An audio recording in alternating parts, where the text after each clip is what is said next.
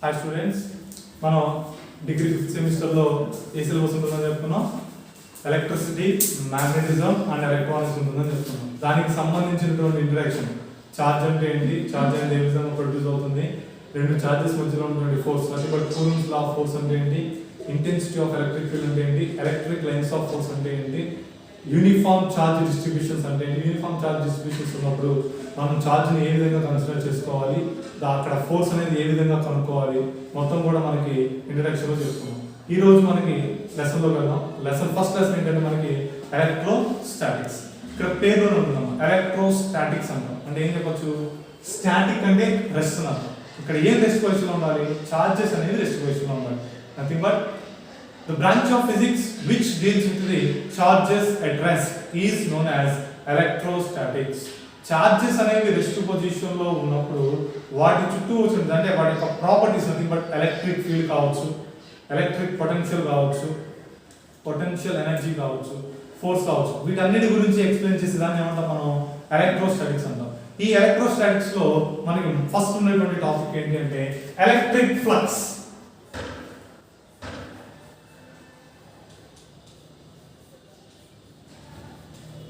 Electric flux. What is electric flux?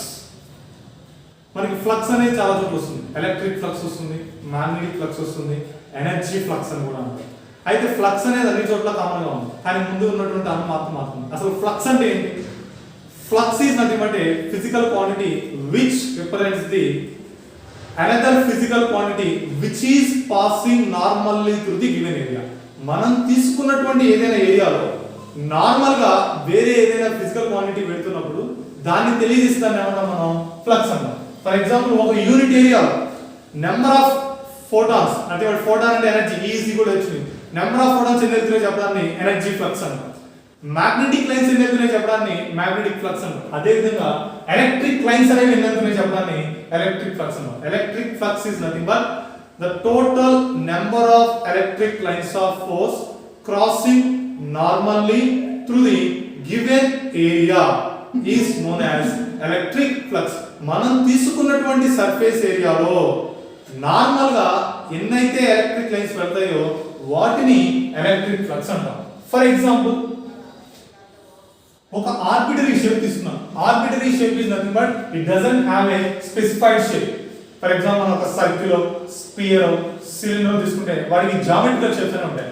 Arbitrary shape యొక్క geometrical shape అనేది ఉంటుంది, irregular గా ఉంటుంది. ఫర్ ఎగ్జాంపుల్ ఇదిగోండి, ఇలా ఇర్రెగ్యులర్ గా ఉంటుంది. ఇది 3 డైమెన్షనల్ ఆబ్జెక్ట్ అన్నమాట, 2 డైమెన్షనల్ కాదు. మనకి బోర్డు మీద గీయడానికి కుదరదు కాబట్టి నేను ఇలా తీస్తాను. 3 డైమెన్షనల్ ఆబ్జెక్ట్ అనుకోండి. ఈ సర్ఫేస్, మనం ఈ సర్ఫేస్ చుట్టూ కూడా ఒక ఎలక్ట్రిక్ ఫీల్డ్ ఉందని తీసుకుందాం.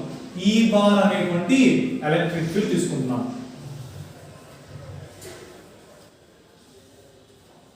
ఈ బార్ అనేటువంటి ఎలక్ట్రిక్ ఫీల్డ్. ఇప్పుడు ఈ సర్ఫేస్ లో ఎలక్ట్రిక్ ఫ్లక్స్ లోపలికి వచ్చి బయటకు వెళ్తుంది. ఫర్ ఎగ్జాంపుల్ తీసుకోండి, ఈ డస్ట్ అనేది ఒక సర్ఫేస్ అనుకోండి, ఒక ఏరియా, సర్ఫేస్ ఏరియా. దీంట్లో ఫ్లక్స్ అనేది వెళ్తుంది. ఇలా ఫ్లక్స్ వెళ్ళినప్పుడు ఈ లెఫ్ట్ సైడ్ నుంచి ఎంటర్ అయ్యి రైట్ సైడ్ బయటకు వెళ్ళిపోతుంది. ఇది మనకి రెక్టాంగిల్ షేప్ లో కరెక్ట్ గా ఉంది. ఓకే, ఒక రెక్టాంగిల్ షేప్ లో లేకుంటున్నాను, దీన్ని ఇలా ప్రెస్ చేసేసాను.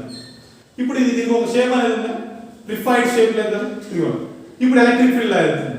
అంటే ఇప్పుడు లెఫ్ట్ సైడ్ నుంచి ఎంటర్ అయ్యి రైట్ సైడ్ అవుతుంది. అయితే ఇందాక మనం రెక్టాంగిల్ షేప్ లో తీసుకున్నప్పుడు మొత్తం సర్ఫేస్ కూడా ఒకేలా ఎలక్ట్రిక్ ఫ్లక్స్ వెళ్ళింది. కానీ ఇప్పుడు దీన్ని ఫోల్డ్ చేసినప్పుడు దీనికి ఒక ఇర్రెగ్యులర్ షేప్ అనేది వస్తుంది. ఫర్ ఎగ్జాంపుల్ ఇలా వెళ్ళింది అనుకోండి ఎలక్ట్రిక్ ఫీల్డ్. ఈ పార్ట్ వరకు ఏరియా ఎటుంది, ఈ పైకి ఉంది.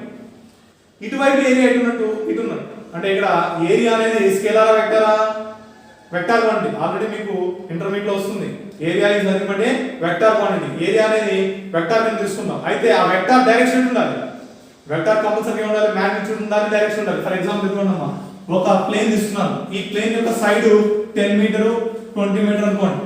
దీని యొక్క ఏరియా ఏమైంది, 20 × 10 200 మీటర్ స్క్వేర్ అవుతుంది. అయితే 200 మీటర్ స్క్వేర్ అనేది ఆ ప్లేన్ యొక్క మ్యాగ్నిట్యూడ్, అంటే ఏరియా యొక్క వాల్యూ.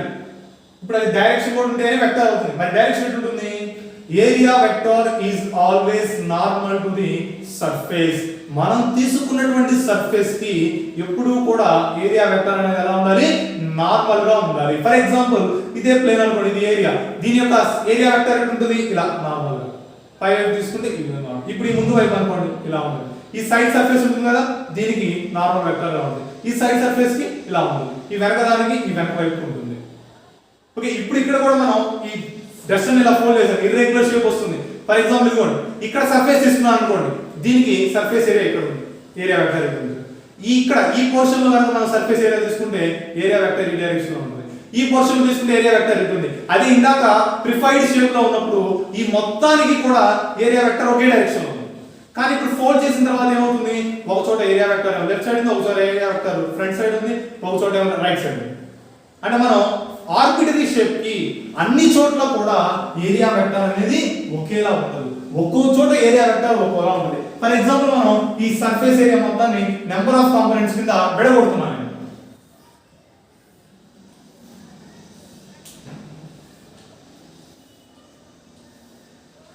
ఇలా విడగొట్టాను. ఇక్కడ తీసుకున్నాం ఫస్ట్ ఇది ఒక స్క్వేర్ రూట్,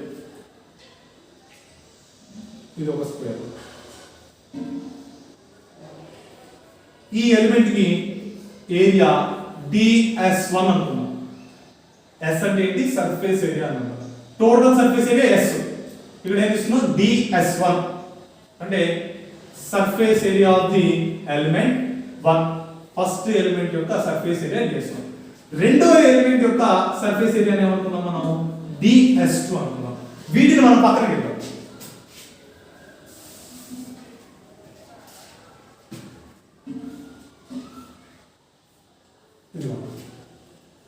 ఇది ds1. ఈ ds1 యొక్క నార్మల్ ఎలా ఉండాలి, నథింగ్ బట్ ఏరియా వెక్టర్ అనేది నార్మల్ టు సర్ఫేస్ ఉండాలి. దీని యొక్క నార్మల్ ఇలా ఉండాలి అండ్ క్యాప్. ఇటువైపు ఈ బార్ ఉంది, మనం తీసుకున్నటువంటి ఎలక్ట్రిక్ ఫీల్డ్. ఈ మధ్యలో యాంగిల్ ఎంత, θ. అదే ఇక్కడ తీసుకుందాం,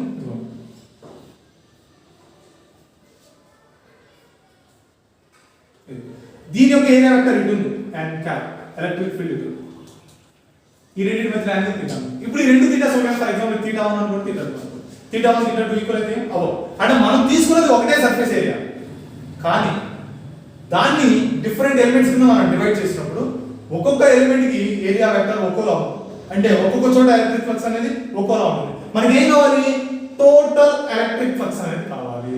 మరి టోటల్ ఎలక్ట్రిక్ ఫ్లక్స్ కావాలి అంటే ఏం చేయాలి, ఏం చేద్దాం, ముందు ఒక్కొక్క ఎలిమెంట్ యొక్క ఎలక్ట్రిక్ ఫ్లక్స్ కనుక్కున్నాం, తర్వాత టోటల్ ని యాడ్ చేస్తే సరిపోతుంది. ఫస్ట్ ఈ మధ్యలో ఉన్నటువంటి ఫస్ట్ ఎలిమెంట్ యొక్క ఎలక్ట్రిక్ ఫ్లక్స్ తీసుకున్నాం. Electric flux of the first element ds1. ds1 element లో ఉండేటువంటి ఫ్లక్స్ ని మనం ఏ విధంగా రాసుకోవచ్చు, phi1 is equal to E into ds1 cos theta. సరే ఇలా ఎందుకు రాశారు, E into ds1 into cos theta రాశాం. సరే అది ఎలా వచ్చింది అని మీకు డౌట్ రావచ్చు. మనం ఇందాక డెఫినేషన్ ఏం చెప్తాం, the total number of electric lines of force crossing normally through the given area is known as electric flux అని చెప్తాం. అంటే మనం తీసుకున్నటువంటి సర్ఫేస్ కి నార్మల్ డైరెక్షన్ లో ఎంతైతే ఎలక్ట్రిక్ లైన్స్ అవుతుంది, ఇప్పుడు ఎంతైతే ఎలక్ట్రిక్ ఫీల్డ్ యొక్క ఎఫెక్ట్ అనేది ఉంటుందో దాన్ని మనం ఎలక్ట్రిక్ ఫ్లక్స్ ని తీసుకున్నాం. ఫర్ ఎగ్జాంపుల్ ఇదిగోండి, ఇది E, ఇక్కడ యాంగిల్ నేను θ అనుకుంటున్నా. మనకి ఎటువైపు ఉండాలి, మనం తీసుకున్నటువంటి ఏరియాకి నార్మల్ డైరెక్షన్ లో ఉండాలి. ఇది నార్మల్ డైరెక్షన్. ఈ డైరెక్షన్ లో ఈ యొక్క కాంపోనెంట్ తీసుకున్నాం అనుకోండి ఇంతవరకు, అంటే ఈ దగ్గర నుంచి nothing but intensity of electric field నుంచి ఏరియా వెక్టర్ మీదకి మనం ప్రొజెక్షన్ తీసుకున్నాం అనుకోండి. ఇంతవరకు ఏమైంది, ఇంటెన్సిటీ ఆఫ్ ఎలక్ట్రిక్ ఫీల్డ్ యొక్క కాంపోనెంట్ ఇది వాల్యూ ఎంత, E cos theta. అర్థమవుతుందమ్మా చెప్పేది, మనం తీసుకున్నటువంటి ఏరియాకి నార్మల్ డైరెక్షన్ లో ఎలక్ట్రిక్ లైన్స్ ఆఫ్ ఫోర్స్ అనేవి ఎన్నైతే వెళ్తాయో దాన్ని మనం ఎలక్ట్రిక్ ఫ్లక్స్ అనుకున్నాం. ఇప్పుడు ఎలక్ట్రిక్ ఫ్లక్స్ కనుక్కోవడానికి ఏం చేశాను, ఎలక్ట్రిక్ ఫీల్డ్ ఒక డైరెక్షన్ లో ఉంది, నార్మల్ వెక్టర్ ఒక డైరెక్షన్ లో ఉంది. మనం ఇప్పుడు ఏం చేసాం, ఈ ఇంటెన్సిటీ ఆఫ్ ఎలక్ట్రిక్ ఫీల్డ్ ని నార్మల్ డైరెక్షన్ లో ఒక కాంపోనెంట్ తీసుకున్నాం. మనం తీసుకున్నటువంటి కాంపోనెంట్ ఏంటి, E cos theta. ఇక్కడ E cos theta ఎందుకు వచ్చింది మీకు ఆల్రెడీ తెలుసు, మీకు ఇంటర్మీడియట్ వస్తుంది, రిజల్యూషన్ ఆఫ్ వెక్టర్స్.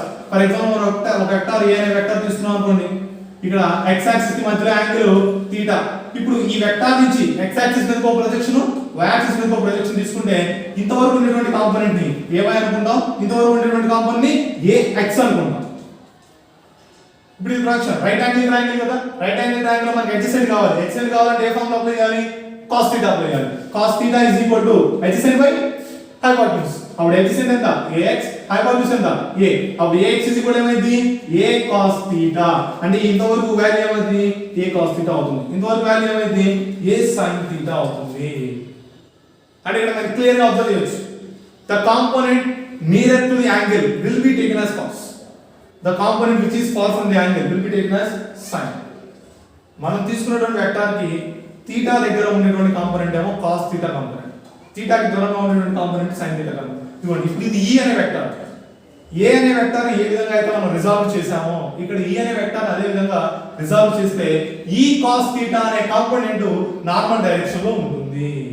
అంటే ఇప్పుడు flux phi is equal to ఏనాదం product of electric field component and surface area. ఇప్పుడు కాంపోనెంట్ ఎంత e cos theta, ఏరియా ఎంత ds1, ఇక్కడ రాసింది కూడా అదే e cos theta * ds1. Okay, రెండు సేమ్. ఇప్పుడు e cos theta * ds1 అన్నాం. ఇప్పుడు e cos theta * ds1 ని మనం ఏ విధంగా రాసుకోవచ్చు? ఇప్పుడు ఇక్కడ మనం రెండు ఆలోచన, e intensity of electric field ఈ scalar vector, vector ds1 nothing but area of the element, ఈ ఎలిమెంట్ యొక్క సర్ఫేస్ ఏరియా. ఇప్పుడు ఈ ఏరియా ఉంది, ఏరియా అనేది స్కేలార్ వెక్టర్, వెక్టర్ రెండు వెక్టర్స్ ఉన్నాయి ఇక్కడ మధ్యలో ఏరియా ఉంది cos theta టర్మ్ ఉంది. మరి రెండు వెక్టర్స్ ని మల్టిప్లై చేసినప్పుడు cos theta ఎప్పుడు వస్తుంది డాట్ ప్రొడక్ట్ వస్తుంది, a bar dot b bar is equal to ab cos theta.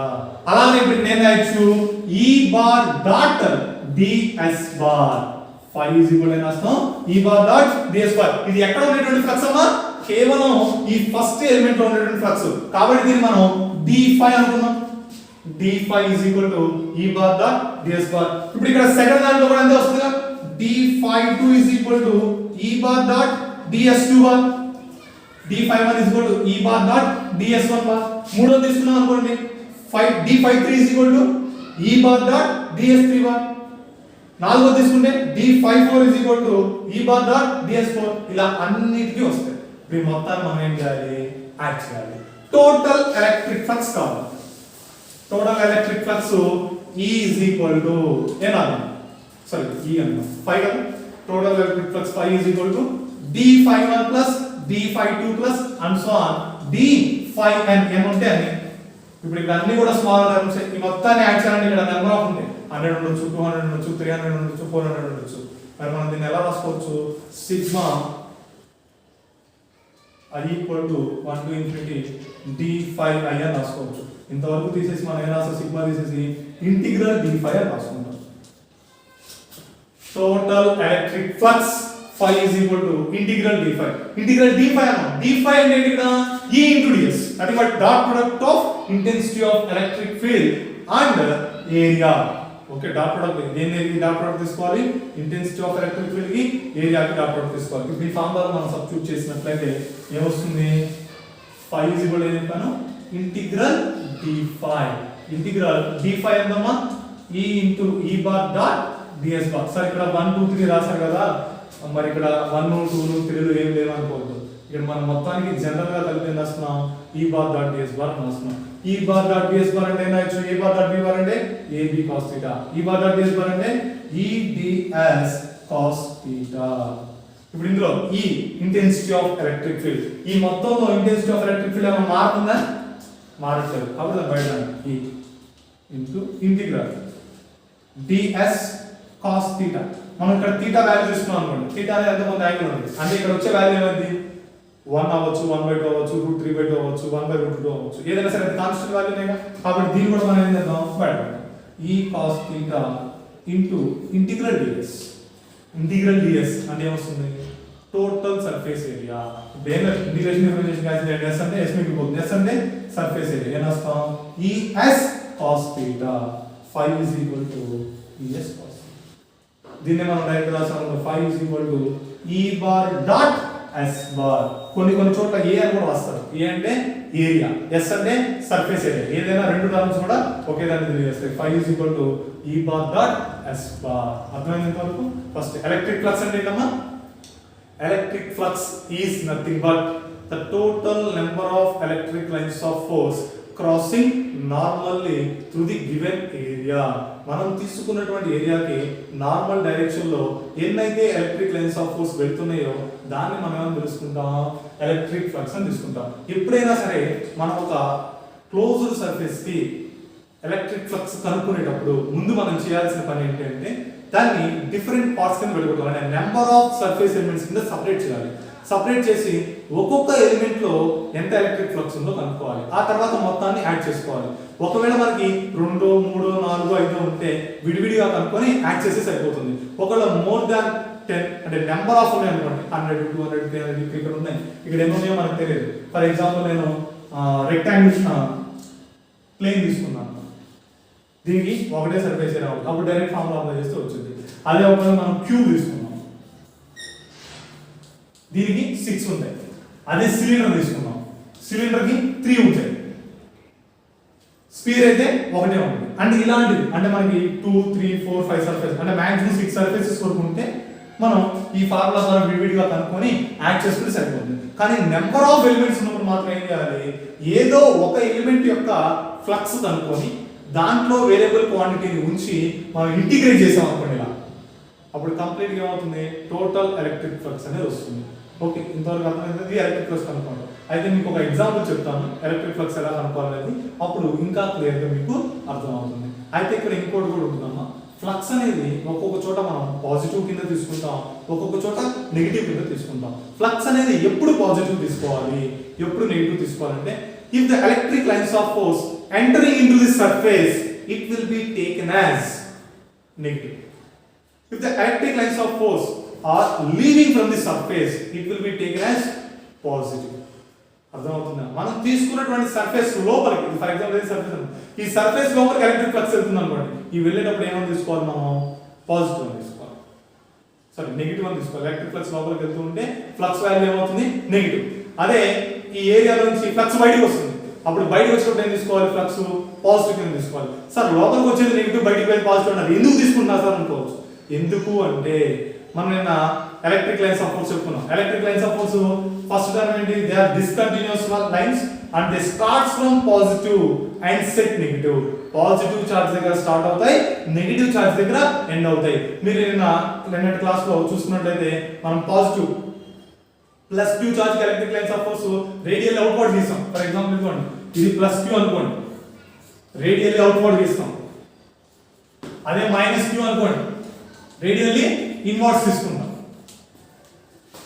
అంటే ఇక్కడ చూడండి, ఎలక్ట్రిక్ లైన్స్ లోపలికి వెళ్తే అక్కడ లోపల ఏమంటూ నెగిటివ్ చార్జ్ ఉంది, ఎలక్ట్రిక్ లైన్స్ బయటకు వస్తే అక్కడ పాజిటివ్ చార్జ్ ఉంది. అంటే మనం ఏం చేస్తున్నాం, ఫ్లక్స్ అనేది లోపలికి వెళ్తే ఆ వాల్యూనేమో నెగిటివ్ కింద తీసుకోవాలి, ఫ్లక్స్ బయటకు వెళ్తే ఆ వాల్యూనేమో పాజిటివ్ కింద తీసుకోవాల్సి ఉంటుంది. సరే, ఈ ఫ్లక్స్ కనుక్కునే దానికి ఒక ఎగ్జాంపుల్ చూద్దాం చిన్నది.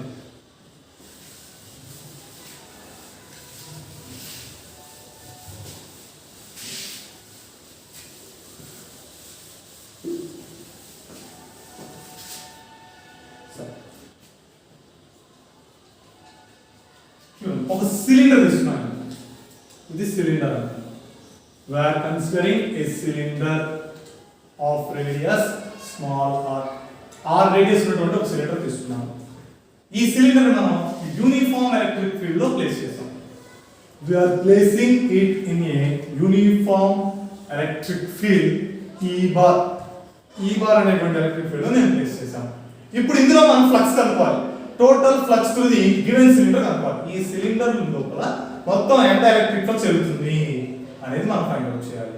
ఇందాక ఏం చెప్పాను, ఫ్లక్స్ కనుక్కోవాలి అన్నప్పుడు నెంబర్ ఆఫ్ ఎలిమెంట్స్ కింద డివైడ్ చేసుకోవాలనుకున్నాం. ఇప్పుడు ఈ సిలిండర్, ఈ సిలిండర్ లో మొత్తం ఎన్ని సర్ఫేసెస్ ఉంటాయి, 3 సర్ఫేసెస్ ఉంటాయి. 3 surfaces, left side curve surface ఉంది కదా, ఇది ఒక సర్ఫేస్, ఇది first one. Right side surface ఉంది కదా, ఇది సెకండ్ వన్. ఈ పైన కర్వ్ సర్ఫేస్ ఉంటుంది కదా, ఈ కర్వ్ సర్ఫేస్ 3.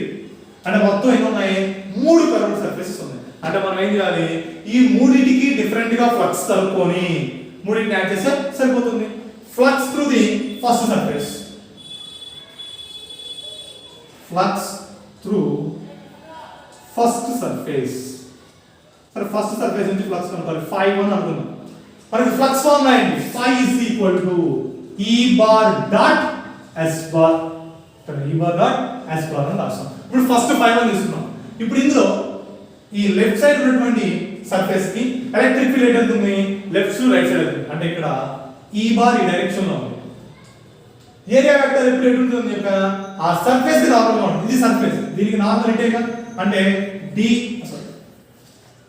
ఎస్ బార్ ఇటు ఉంటుంది దాన్ని S1 అనుకోవచ్చు S1 అనుకోవచ్చు S బార్ అనుకుందాం ఈ బార్ ఇటు ఉంది S బార్ ఇటు ఉంది మధ్యలో యాంగిల్ ఎంతమ్మా 180 డిగ్రీస్ అంతేనా అంటే ఇప్పుడు ఏం రాయాలి E bar dot S bar is equal to ES into cos 180 ఇంతేనా ఏ బార్ డాట్ B బార్ అంటే ఫార్ములా ఏంటి AB cos θ ఇప్పుడు ఇక్కడ E bar dot S bar ఉంది అంటే ES cos θ అనేది అర్థం θ అనేది angle between the E and S E కి S కి మధ్యలో ఉన్నటువంటి యాంగిల్ E నేమో రైట్ సైడ్ ఉంది S ఏమో లెఫ్ట్ సైడ్ ఉంది మధ్య యాంగిల్ ఎంత 180 డిగ్రీస్ అంటే ఇప్పుడు ఇక్కడ ఏం రాస్తాం ES cos 180 cos 180 ఎంత -1 అప్పుడు ఏమొస్తుంది ఇక్కడ -ES వస్తుంది ఇది ఫస్ట్ సర్ఫేస్ నుండి వెళ్ళేటువంటి ఫ్లక్స్ ఇప్పుడు రెండో సర్ఫేస్ తీసుకున్నాం ఈ రెండో సర్ఫేస్ లో ఎలక్ట్రిక్ ఫీల్డ్ ఎటు ఉంటుంది రైట్ సైడ్ ఉంటుంది అంటే ఎలక్ట్రిక్ ఫీల్డ్ ఎటు ఉంటుంది లెఫ్ట్ రైట్ ఉంటుంది కాబట్టి ఈ బార్ ఇటే ఉంటుంది ఎస్ బార్ ఎటు ఉంటుంది ఎస్ బార్ కూడా ఇటే ఉంటుంది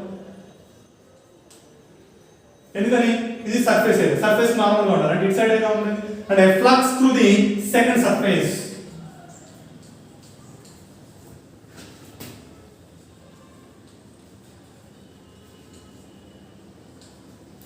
phi 2 is equal to E bar dot S bar ఇక్కడ E into E bar dot S bar అన్నాం E into S into cos theta రాయాలి theta ప్లస్ ఎంత రాయాలి E bar ఎటు ఉందో S bar కూడా అటే ఉంది అంటే E bar S bar same direction లో ఉన్నాయి కాబట్టి ఏం చేద్దాం యాంగిల్ ఎంత 0 అంటే ES cos 0 cos 0 ఎంత 1 అంటే phi 2 is equal ఎంత వస్తుంది ES వచ్చింది ఇప్పుడు థర్డ్ సర్ఫేస్ చూద్దాం ఇదిగోండి ఇది థర్డ్ సర్ఫేస్ యొక్క ఏరియా వెక్టర్ ఎటు ఉంటుంది పర్పెండిక్యులర్ సర్ఫేస్ కర్వ్డ్ సర్ఫేస్ లా ఉంటుంది అంటే దీనికి నార్మల్ గా పై వైపుకి మనకి S బార్ ఉంటుంది